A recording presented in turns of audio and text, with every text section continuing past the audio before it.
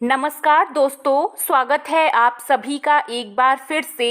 एक बार माता पार्वती भगवान शिव के पास आती हैं और कहने लगती हैं, हे प्रभु, जब मैं आपसे मिलने के लिए आ रही थी तो मेरी नज़र पृथ्वी लोक पर पड़ी। मैंने देखा कि 3 स्त्रियां जो आपस में सहेली थीं, उनमें से 2 स्त्रियां विधवा होकर के दुखपूर्वक अपना जीवन व्यतीत कर रही थीं, जबकि एक स्त्री सुहागन होकर के अपने पति के साथ सुखी जीवन बिता रही थी। प्रभु, यह बात मेरी समझ में नहीं आई कि कौन से कर्मों के कारण उन्हें सुख दुख मिल रहे हैं। उन्हें देखकर मेरे मन में 3 प्रश्न उत्पन्न हुए, इसलिए मैं चाहती हूँ कि आप मेरे तीनों प्रश्नों के उत्तर दे करके मुझे संतुष्ट करने की कृपा करें। दोस्तों, इस प्रकार माता पार्वती की बात को सुनकर भगवान शिव कहते हैं, पार्वती, तो मुझे अपने तीनों प्रश्न बताओ। मैं तुम्हारे प्रश्नों के उत्तर देकर तुम्हें पूरी तरह संतुष्ट करने का प्रयास करूंगा। पार्वती जी ने कहा, मेरा पहला प्रश्न है, कौन सी स्त्री समय से पहले विधवा हो जाती है? दूसरा प्रश्न है, कौन सी स्त्री को जीवन में कभी सुख नहीं मिलता है? और तीसरा प्रश्न है, कौन सी चीज़ पत्नी अपने पति को मांगने से भी नहीं देती है? मित्रों, इस प्रकार माता पार्वती के प्रश्न सुनकर भगवान शिव कहने लगे, पार्वती, तुम जिन स्त्रियों की बात कर रही हो, उनमें से 2 स्त्रियां विधवा होकर दुखपूर्वक जीवन बिता रही हैं और वहीं पर एक स्त्री सुहागन होकर के अपने पति के साथ सुखी जीवन जी रही है। तुम जानना चाहती हो आखिरकार ऐसा क्यों है? तो मैं तुम्हें एक छोटी सी कहानी सुनाता हूँ। इस कहानी को बहुत ही ध्यान से सुनना, क्योंकि आधी अधूरी कहानी सुनने वालों को आधा अधूरा ही ज्ञान प्राप्त होता है, जो जीवन में कभी काम नहीं आता है। क्योंकि तुम्हारे तीनों प्रश्नों के उत्तर इसी कहानी में छुपे हैं। इस कहानी को यदि तुमने ध्यान से सुन लिया तो तुम्हारे तीनों प्रश्नों के उत्तर तुम्हें मिल जाएंगे। माता पार्वती कहती हैं, प्रभु, मैं आपकी बात से सहमत हूँ, आप कहानी शुरू करिए। मैं कहानी को पूरे मन से सुनूंगी और जब तक आपकी कहानी पूरी नहीं होगी तब तक मेरा मन किसी दूसरे स्थान पर नहीं जाएगा। भगवान शिव कहते हैं, पार्वती, सबसे पहले मैं तुम्हें उस स्त्री की कहानी सुनाता हूँ जो सुहागन बन करके सुखी जीवन जी रही है। देखो, जिस सुहागन स्त्री की तुम बात कर रही हो, वह सुहागन स्त्री एक राजा के नौकर की पत्नी है, और जिस नौकर की वह पत्नी है, वह अपनी पत्नी पर बहुत ही विश्वास करता है कि वह पतिव्रता है। इससे पहले कि आप कहानी में खो जाएं, इस वीडियो को लाइक करके चैनल को सब्सक्राइब ज़रूर करिएगा, ताकि आने वाली हर एक वीडियो का नोटिफिकेशन सबसे पहले आपको मिल सके। अपनी पत्नी की प्रशंसा वह अपने साथियों में बार बार करता था।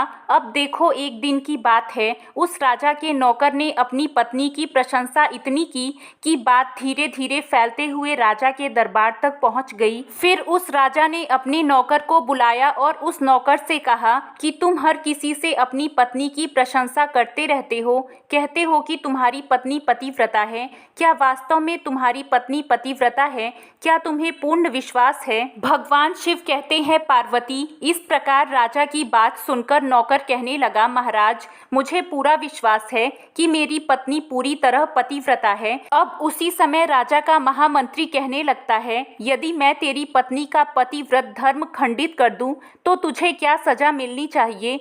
तो नौकर ने कहा, यदि तुम मेरी पत्नी का पतिव्रत धर्म खंडित कर देते हो तो महाराज मुझे फांसी लगा देना। फिर राजा का नौकर भी मंत्री से कहता है, यदि महाराज ये मेरी पत्नी का पतिव्रत धर्म खंडित नहीं कर पाए तो इनको क्या सजा मिलनी चाहिए? तो राजा ने कहा कि मंत्री को भी फांसी की सजा दी जाएगी। भगवान शिव कहते हैं, पार्वती, इस प्रकार मंत्री ने स्वीकार कर लिया और नौकर से पूछा कि क्या वस्तु लाऊं जिससे तू माने कि मैं तेरी पत्नी का धर्म खंडित करने में सफल हुआ हूँ? तो नौकर ने कहा, मंत्री, यदि तुम मेरे घर से जा करके मेरे विवाह के समय पर मुझे एक पटका मिला था और एक कटार मिली थी जो दूल्हे को देते हैं, वह मेरी पत्नी ने बहुत ही संभाल कर रखा है, जो सुहाग की निशानी मानी जाती है। यदि पटका और कटार लाकर तू मुझे दिखा दे तो मैं मान जाऊंगा कि मेरी पत्नी का धर्म तूने पूरी तरह नष्ट कर दिया है। अब भगवान शिव कहते हैं, पार्वती, शर्त स्वीकार हो जाने के बाद वह मंत्री शहर जाता है और वहां जाकर एक औरत से मिलता है। वह औरत एक दूसरे से लड़ाने का काम करती थी और जो काम कोई नहीं करता था उस काम को करने में वह सक्षम थी। इस प्रकार मंत्री ने उस औरत को अपने स्वार्थ के लिए बुलाया और कहा, देखो इस नाम का एक व्यक्ति है, उससे मेरी शर्त लगी है। और फिर उसने शर्त के बारे में उस औरत को बताया और फिर वह उस औरत से कहने लगा कि तू कैसे भी करके उस स्त्री से मेरा संपर्क करवा दे, तुझे जितना धन चाहिए मैं उतना धन दूंगा।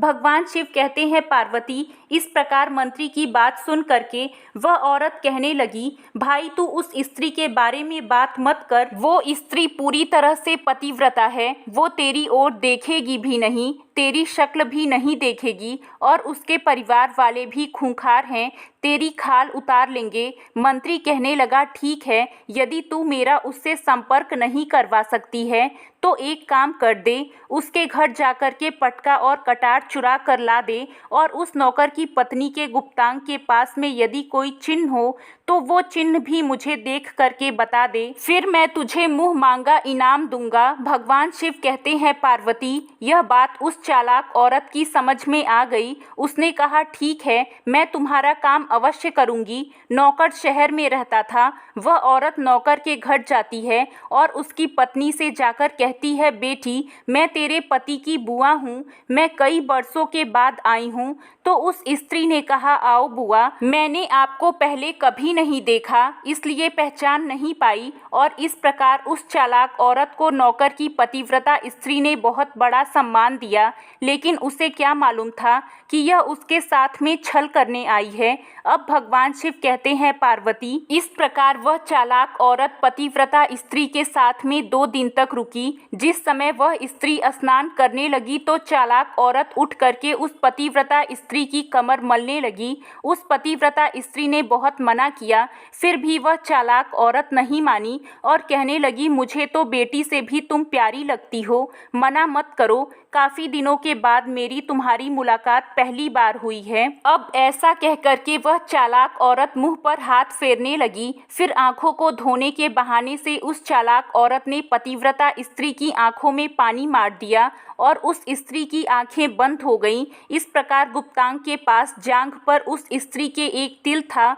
जो उस चालाक औरत ने देख लिया। बस उसका काम बन गया। उधर स्नान करने के बाद जब पतिव्रता स्त्री रसोई में खाना बनाने गई तो चालाक औरत को मौका मिल गया और उसने पटका और कटार उस नौकर के घर से चुरा ली और वहां से एकदम से भाग गई और जाकर वह पटका और कटार मंत्री को दे दिए और उस पतिव्रता स्त्री की जांघ पर तिल की निशान भी बता दिए। भगवान शिव कहते हैं, पार्वती, फिर वह मंत्री पटका और कटार लेकर सीधा राजा के दरबार में पहुंचा और राजा से जाकर कहा, महाराज, मैंने नौकर की पत्नी के पास में 2 दिन बिताए और यह पटका और कटार उसी के हाथों से लेकर आया हूँ। फिर तो राजा ने दरबार लगाया और नौकर को बुलाया तथा महामंत्री से सभा में पटका और कटार नौकर को दिखाने के लिए कहा। फिर राजा की आज्ञा पाकर मंत्री ने उस नौकर को पटका और कटार दिखाए और उसकी पत्नी की जांघ पर तिल भी बताया। तो नौकर मान गया कि वास्तव में आज मेरी पत्नी ने अपना पतिव्रत धर्म पूरी तरह से भंग करवा लिया। भगवान शिव कहते हैं, पार्वती, फिर तो राजा ने फांसी का दिन 15 दिन के बाद में रख दिया और कहा कि नौकर को 15 दिन के बाद फांसी पर चढ़ाया जाएगा और इस प्रकार नौकर से उसकी अंतिम इच्छा पूछी तो नौकर ने कहा कि मैं अपनी पत्नी से अंतिम बार मिलना चाहता हूँ। भगवान शिव कहते हैं, पार्वती, इस प्रकार राजा ने उस नौकर को आज्ञा दे दी कि ठीक है, तुम अपनी पत्नी से मिल सकते हो। फिर नौकर अपने घर गया और अपनी पत्नी से कहा कि तुमने मेरे साथ में बहुत बड़ा विश्वासघात किया। मैंने तुम्हारे विश्वास पर मंत्री से ऐसी शर्त लगाई थी कि राजा के दरबार में राजा के सामने मैंने कहा था कि मेरी पत्नी का पतिव्रत धर्म कोई नष्ट कर दे तो मुझे फांसी लगा देना। अब मुझे 15 दिन के बाद में फांसी लगा दी जाएगी। मेरे साथ विश्वासघात करके तुमने ठीक नहीं किया है। भगवान शिव कहते हैं, पार्वती, उस पतिव्रता स्त्री ने अपने नौकर पति को सारी बात बताई मगर उसे विश्वास नहीं हुआ और पुनः वह राजा के दरबार में पहुंच गया। फिर उसे कैद में डलवा दिया गया। अब उधर नौकर की पतिव्रता पत्नी ने परमात्मा को याद किया और राजा के दरबार में पहुंच गई और राजा से नाच दिखाने की आज्ञा मांगी। भगवान शिव कहते हैं पार्वती, नौकर की पत्नी अपना वेश बदलकर राजा के दरबार में पहुंच गई और राजा से नाच दिखाने की आज्ञा मांगने लगी, क्योंकि वह स्त्री बहुत ही सुंदर थी और राजा शौकीन थे। इसलिए राजा ने आज्ञा दे दी कि सभी मंत्री आदि उपस्थित होकर के इस सुंदरी का नाच करवाने की पूरी व्यवस्था करें। भगवान शिव कहते हैं पार्वती, फिर तो सब मंत्री, महामंत्री, राजा आदि दरबार में उपस्थित हुए और फिर उस नौकर की पतिव्रता स्त्री ने जब नाचना शुरू किया तो राजा को उस स्त्री का नाच बहुत ही सुंदर लगा और फिर राजा ने कहा, तुम मुझसे क्या मांगना चाहती हो? तुम जो भी मांगोगी मैं तुम्हें वही दूंगा। भगवान शिव कहते हैं पार्वती, फिर उस नौकर की पतिव्रता स्त्री ने कहा, महाराज, आपकी सभा में मेरा चोर है जिसने मेरे रुपए लिए थे मगर आज तक वापस नहीं दिए, उसे फांसी की सजा दे दीजिए। अब राजा ने कहा, ठीक है, बताओ मेरे दरबार में तुम्हारा चोर कौन है, उसका क्या नाम है, मैं उसको फांसी की सजा अवश्य दूंगा। भगवान शिव कहते हैं पार्वती, फिर उस नौकर की पतिव्रता स्त्री ने कहा, महाराज, आपका मंत्री मेरा चोर है, आप इसको फांसी की सजा दे दीजिए। अब उधर जैसे ही मंत्री ने सुना कि यह सुंदरी मुझे अपना चोर बता रही है तो मंत्री कहने लगा, महाराज, मैं कसम खाकर कहता हूँ कि मैंने इसका कभी कुछ नहीं चुराया है, मैंने इसे आज तक कभी नहीं देखा है, तो मैं इसकी चोरी कैसे कर सकता हूँ? मैंने आज तक इसकी शक्ल भी नहीं देखी है। अब भगवान शिव कहते हैं पार्वती, जैसे ही मंत्री ने कहा कि मैं इस सुंदरी की आज तक शक्ल ही नहीं देखी है, तो वह सुंदरी कहने लगी, महाराज, यदि यह मंत्री मुझे जानता नहीं है तो आप इससे यह पूछिए कि यह पटका और कटार कहाँ से लाया था। मैं उस नौकर की पत्नी हूँ जो आपके यहाँ नौकरी करता है और आप मेरे निर्दोष पति को फांसी पर चढ़ाने वाले हैं। अब मैं आपको पूरी कहानी सुनाती हूँ। यह जो आपका मंत्री है, इसने मेरे पास में एक औरत को भेजकर मेरी जांघ के तिल का पता लगाया और उसी ने यह पटका और कटार चुराकर इसको लाकर दी और आपके मंत्री के द्वारा भेजी गई औरत जब मेरे घर पर आई थी तो उसने मुझसे कहा था कि वह मेरे पति की बुआ है। वह पहली बार आई थी, इसलिए मैं उसको पहचान नहीं सकी। और महाराज, जिस प्रकार मैंने उस औरत को अपने यहाँ पर बहुत बड़ा सम्मान दिया और अपने घर पर ठहरने की व्यवस्था की, भगवान शिव कहते हैं पार्वती, इस प्रकार उस नौकर की पतिव्रता स्त्री की बात सुनकर राजा ने उस चालाक औरत को बुलाया जिसे मंत्री ने नौकर के घर पर भेजा था। फिर उस चालाक औरत ने राजा को सारी सच्चाई बताई। फिर राजा ने उस नौकर को छोड़ दिया और मंत्री को फांसी पर चढ़ा दिया। भगवान शिव कहते हैं पार्वती, इस प्रकार उस नौकर की पतिव्रता स्त्री ने अंत में राजा से कहा, महाराज, मैं अपने पति से बहुत प्यार करती हूँ, मैं एक चरित्रवान स्त्री हूँ, कभी भी अपने पति का नाम तक अपने मुंह से नहीं लेती हूँ। अब भगवान शिव कहते हैं पार्वती, मेरी कहानी पूरी होती है। अब तुम अपने तीनों प्रश्नों के उत्तर सुनो। तुम्हारा पहला प्रश्न था कि कौन सी स्त्री समय से पहले विधवा हो जाती है। तो जो स्त्रियां अपने पति का नाम लेती हैं वो समय से पहले ही विधवा हो जाती हैं, क्योंकि पति का नाम लेने से पति की उम्र कम हो जाती है और समय से पहले ही उनके पति की मृत्यु हो जाती है। ऐसी स्त्रियां जो अपने पति का नाम लेती हैं वह समय से पहले ही विधवा होकर के एक दुखी जीवन जीती हैं। बस यही राज की बात है कि तुम जिन 3 सहेलियों की बातें कर रही थी उनमें से 2 विधवा थीं और एक यह नौकर की पत्नी थी जो पतिव्रता स्त्री थी। यह पतिव्रता स्त्री कभी भी अपने पति का नाम अपने मुंह से नहीं लेती थी। उधर वह 2 स्त्रियां जो विधवा होकर के दुखी जीवन जी रही हैं वो हमेशा अपने पति का नाम लेकर ही बुलाती थीं, जिसकी वजह से उनके पति की उम्र कम हुई और फिर वह दोनों स्त्रियां समय से पहले ही विधवा हो गईं और आज वो दुखी जीवन जी रही हैं। इसलिए कभी भी स्त्री को अपने पति का नाम अपने मुंह से नहीं लेना चाहिए। अब तुम्हारा दूसरा प्रश्न था कि कौन सी स्त्री को जीवन में कभी सुख नहीं मिलता है। तो समझ लो, जो स्त्रियां अपने पति की बिना अनुमति के किसी तीर्थ स्थान या उत्सव में जाती हैं उनके जीवन में कभी सुख नहीं आता है। ऐसी स्त्रियां जीवन में दुखी रहती हैं और उन्हें पति का कभी प्रेम नहीं मिलता है। अब भगवान शिव कहते हैं पार्वती, तुम्हारा तीसरा प्रश्न था कि कौन सी चीज है जो एक पत्नी अपने पति को मांगने से भी नहीं देती है।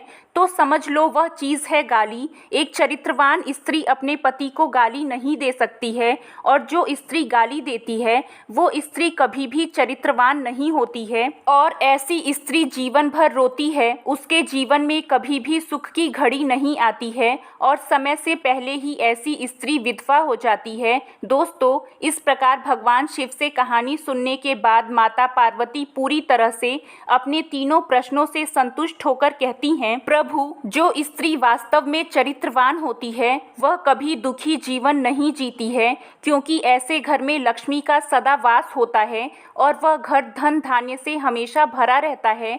ऐसी स्त्रियां घर को स्वर्ग बना देती हैं। तो आपको ये कहानी कैसी लगी है, कमेंट बॉक्स में हमें कमेंट करके ज़रूर बताएं। वीडियो अच्छा लगा हो तो वीडियो को लाइक करें, अपने दोस्तों के साथ शेयर करें, और भी ऐसे वीडियो देखने के लिए चैनल को सब्सक्राइब ज़रूर करें। धन्यवाद।